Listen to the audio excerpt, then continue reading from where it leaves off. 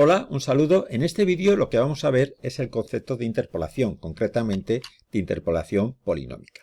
¿En qué consiste? Pues dado un par de valores que están relacionados entre sí y que pudiésemos representar además en un eje de x, y, por ejemplo, este conjunto de valores podríamos representarlo en el eje x y este conjunto de valores podríamos representarlos en el eje y, de tal forma que tuviéramos un punto por cada par de valores.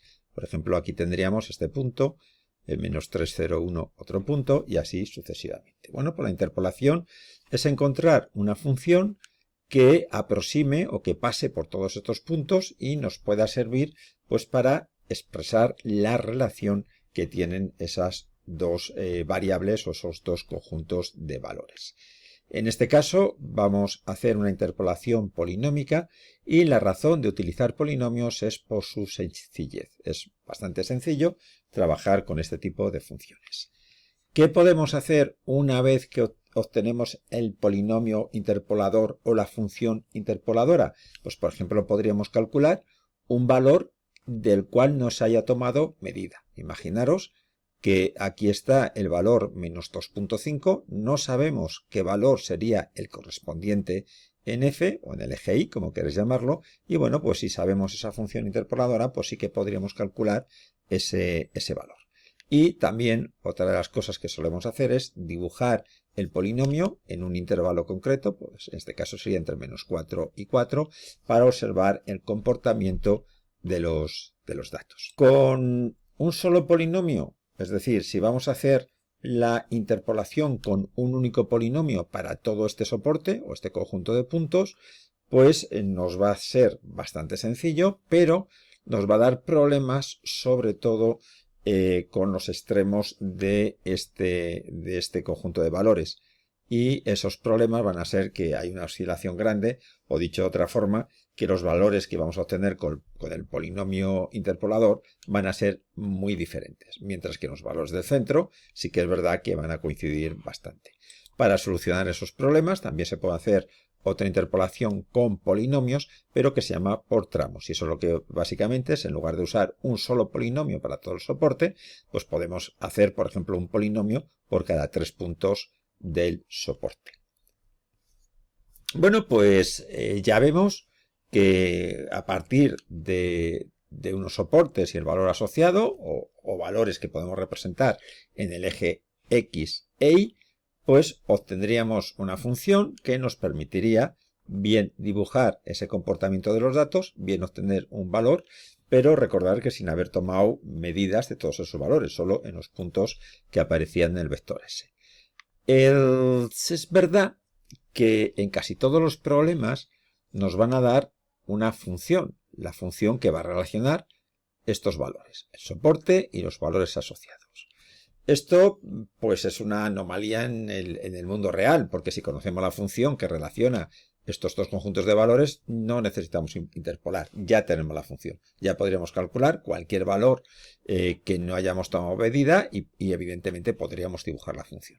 Entonces, ¿por qué no está en la función? Bueno, pues la función nos la van a dar para un objetivo muy concreto. Recordar que esto es un tema didáctico, académico, y si conocemos la función y calculamos el polinomio interpolador, pues ¿para qué nos va a servir esto? Para contrastar la diferencia. Vamos a ver el valor, por ejemplo, en el punto menos 2,5 de la función y el valor en el punto menos 2,5 del polinomio. Y así sabremos si ese método de interpolación funciona o no. Y lo mismo para dibujar el polinomio. Si dibujamos también la función, pues vamos a ver las diferencias que hay entre ese polinomio y esa función. Así pues, una de las cuestiones que vamos a tener que trabajar normalmente es dibujar, además del polinomio, la función. Insisto, para ese contraste de valores. Aquí, por ejemplo, tenéis el dibujo del polinomio de la función. El polinomio interpolador son las que lo representa las líneas discontinuas rojas y la función la línea verde. Observar que lo que se decía era que en esos valores que iniciales, intermedios, pues sí que es verdad que aproxima bastante, pero esos errores que decíamos antes de la oscilación, observar que justo en los extremos, pues esa función interpoladora no da buen resultado. Bueno, pues esto es un ejemplo de lo que entendemos por interpolación y de las cuestiones que nos van a pedir. Bueno, ¿qué vamos a hacer habitualmente cuando trabajemos con interpolación? Pues hombre, a partir del soporte y los valores asociados, ya directamente vamos a poder dibujar los puntos. Y vamos a tener en una gráfica esos puntos donde vamos a ver, por ejemplo, si por esos puntos pasa la función y por esos puntos también pasa el polinomio interpolador, que es una de las condiciones iniciales para poder hacer la interpolación.